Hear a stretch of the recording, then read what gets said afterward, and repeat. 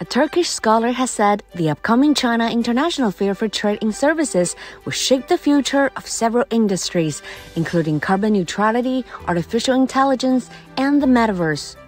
The fair's main agenda for green development is also important to create more sustainable development in global economy in general. Artificial intelligence has become main interest of economic activities, and also it creates many new creative fields for production or trade in general.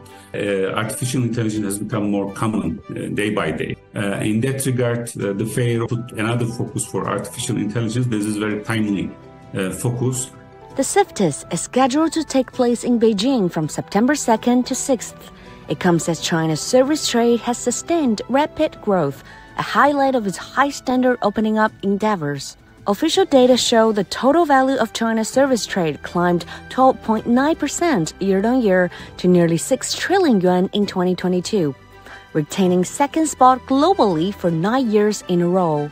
According to Kolakoglu, China's contribution to the post-pandemic recovery of the global economy and its development in all aspects is tremendous. Particularly, China has also transforming itself from low labor productive capacity to the more high-tech capacity, more value-added capacity production and trade. So China is giving more importance in recent years to get more high-quality development.